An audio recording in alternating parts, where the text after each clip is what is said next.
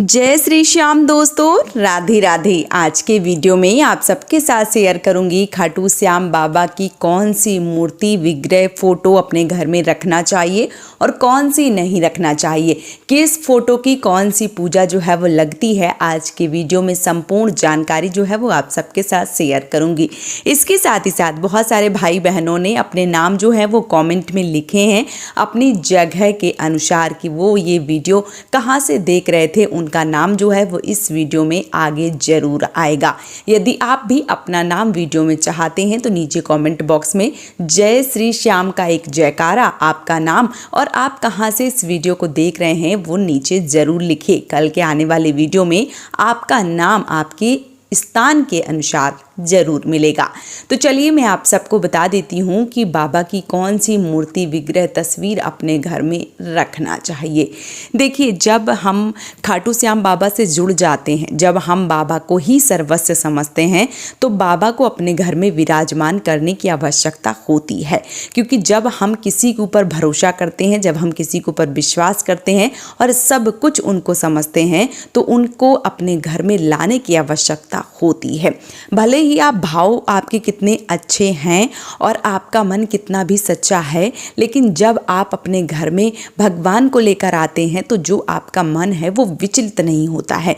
कई बार हमारा भरोसा जो है वो बहुत अटल होता है, हमारा विश्वास जो है वो बहुत ज़्यादा मजबूत होता है, लेकिन कभी कभी ऐसी परिस्थितियां बन जाती हैं, ऐसा समय आ जाता है कि जो काम है वो अचानक से बहुत ही कई बार खराब हो जाता है। फिर जो हमारा भरोसा होता है, जो हमारा विश्वास होता है वो डगमगाने लगता है।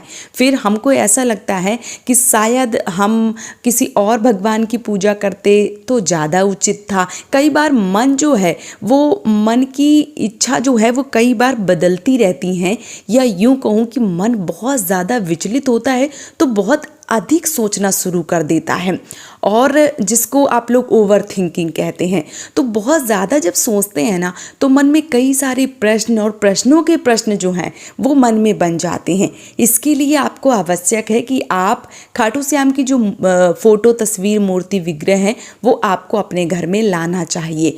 अब बहुत सारे लोगों के मन में ये असमंजस की स्थिति बन रही होगी कि कौन सी फोटो, कौन सी तस्वीर, कौन सी विग्रह, कौन सा शीश घर में लाकर विराजमान करना चाहिए।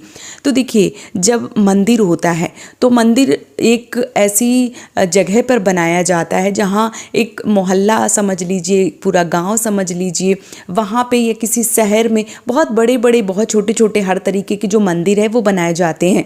वो मंदिर होते हैं वो किसी के अपने नहीं होते हैं, वो सबके होते हैं। भगवान जो है वो सबके हैं, ऐसा नहीं है सिर्फ आपके हैं। भगवान सबके हैं, सिर्फ आपके या सिर्फ हमारे नहीं है। इसलिए मंदिर बनाए जाते हैं और मंदिर में भगवान विराजमान किए जाते हैं। और जब भगवान मंदिर में विराजमान होते हैं तो चाहे आपके घर में सूतक पातक हो या आपके घर में कुछ भी हो रहा हो, भगवान की जो पूजा है वो बंद नहीं होती है। क्योंकि एक कुल में किसी की मौत या किसी का जन्म होता है, पूरे हर एक, मान लीजिए एक पूरा गांव है तो पूरे गांव में नहीं हो सकता है ना, किसी एक पर्टिकुलर एक घर होता है उसी में होता है ना, तो अन्य जो लोग होते हैं वो पूजा पाठ कर सकते हैं। इसीलिए जो मंदिर है वो बनाए जाते हैं और मंदिर में पूजा पाठ जो है वो नित्य होता रहता है, हर रोज होता रहता है। इसलिए जो मंदिर होता है वहाँ पे शीश विराजमान किया जाता है, वहाँ पे बड़े शिवलिंग विराजमान किए जाते हैं, बड़े बड़े पत्थर के देवी देवता विराजमान किए जाते हैं, ताकि आप पूजा पाठ जो है वो, अगर मान लीजिए एक कोई घर नहीं कर पा रहा है तो कोई दूसरा कर पाएगा, दूसरा नहीं कर पा रहा तो कोई दूसरा, तीसरा कर पाएगा, मोहल्ले में या गांव में कोई तो ऐसा होगा जो पूजा पाठ कर पाएगा। तो उससे क्या होता है कि आपके ऊपर कोई नकारात्मक प्रभाव नहीं पड़ता है, आपके ऊपर दोष नहीं पड़ता है, पूजा पाठ जो है वो भगवान का होता रहता है। उसी प्रकार से जब आप अपने घर में किसी भी मूर्ति को, फोटो को या तस्वीर को विराजमान कर रहे हैं तो आपको सोच समझ के रखने की ज़रूरत होती है।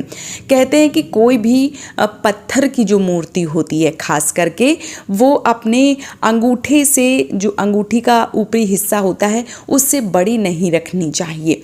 क्योंकि जो बड़ी बड़ी मूर्तियाँ होती हैं, जो बड़ी फ़ोटो होती हैं या बड़ी जो विग्रह होते हैं वो मंदिर में ही अच्छे लगते हैं और मंदिर में ही रखना उचित होता है।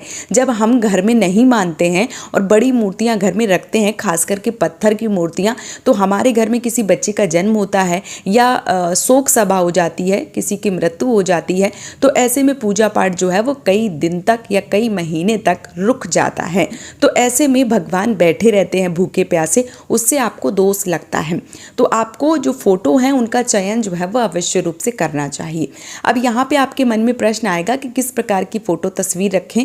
तो जो बाबा का शीश होता है, जो बाबा का सिर होता है, वो आपको अपने घर में विराजमान नहीं करना चाहिए, पत्थर का तो बिल्कुल भी नहीं।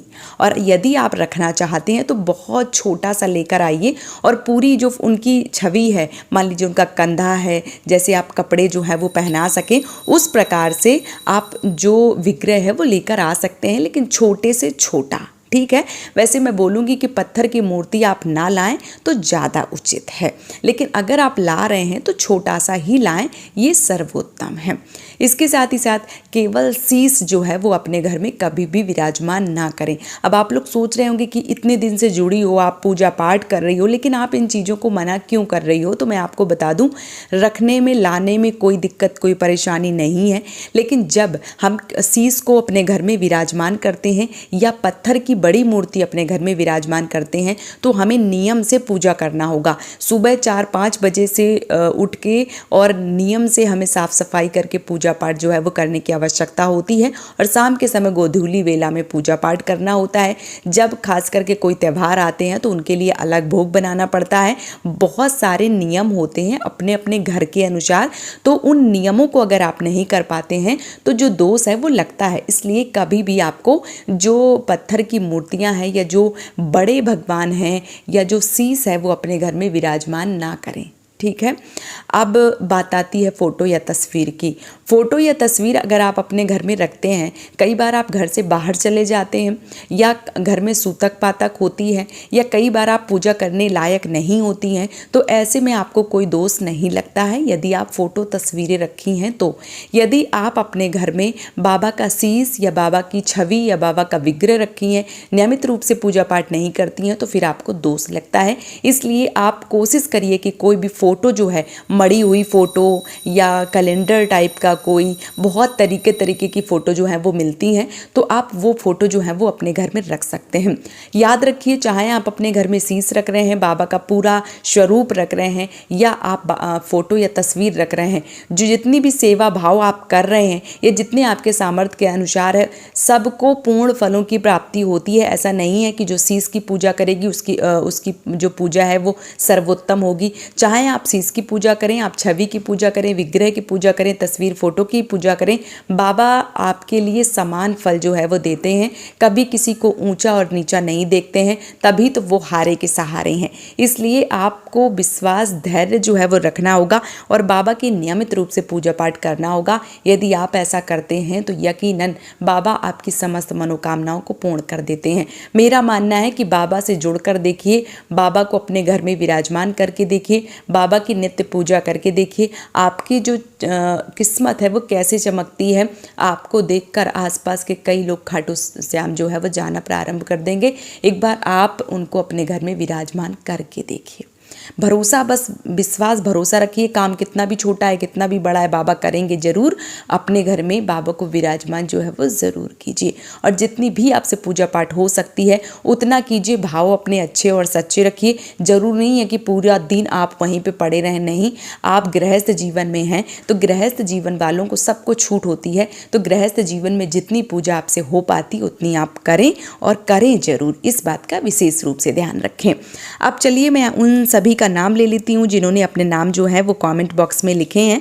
पहले हैं प्रमोद विश्वास जी भुवनेश्वर से, फिर इसके बाद हैं भवानी मंडल जी कोलकाता से, बबलू राव जी हैदराबाद से, रानी जी दिल्ली से, सिद्धू चौधरी जी बलिया से, अंगद शर्मा जी अमेठी से, भगवती जी हैं जिन्होंने अपना स्थान जो है वो नहीं लिखा है, श्याम जी अम्बाला से, रोहन अग्रवाल जी सिलीगुड़ी से, रीतू जी दानीपाल से, हेमचंद्र जी टोक इन्होंने लिखा है लेकिन स्थान नहीं लिखा है। पूजा जी सूरत से, ये नाम जो है वो मुझे कल के वीडियो में मिले हैं। आप सबका तहे दिल से धन्यवाद, आभार, आपने समय निकाला, नीचे कमेंट किया, मुझे बहुत प्रसन्नता होती है। आप लोग लिख कर जाते हैं, मैं हर एक का कमेंट जो है वो ध्यान से पढ़ती हूँ और उन सब का जवाब जो है वो आप सबको ज़रूर मिलता है। यदि आप भी चाहते हैं कि आप भी अपना नाम और अपना स्थान जो है वो वीडियो में सुने तो अपना नीचे नाम और जहाँ से आप वीडियो को देख रहे हैं वो ज़रूर लिखिए और खाटू श्याम बाबा की एक हाजिरी जय श्री श्याम के जरूर लगाइए। अगर आप खाटू श्याम बाबा से जुड़ी समस्त जानकारी या ट्रेंडिंग टॉपिक जैसे जन्माष्टमी या राधाष्टमी या रक्षाबंधन या संतान सप्तमी, महालक्ष्मी या जो भी त्यौहार आते रहते हैं उन सब के बारे में जानना चाहते हैं तो इस चैनल को सब्सक्राइब जरूर कर लीजिए, वीडियो को लाइक कर दीजिए। मैं इतनी मेहनत करती हूँ, आप सबके लिए वीडियो बनाती हूँ तो आप भी मेरा सपोर्ट कर सकते हैं, फ्री है एकदम से। तो चैनल को सब्सक्राइब और वीडियो को लाइक जो है वह ज़रूर कीजिए। कमेंट बॉक्स में लिखिए जय श्री श्याम, हारे के सहारे बाबा श्याम हमारे। जय श्री राधे दोस्तों, जय श्री श्याम, राधे राधे। मिलती हूँ बहुत ही जल्दी एक और नए वीडियो के साथ में। राधे राधे दोस्तों।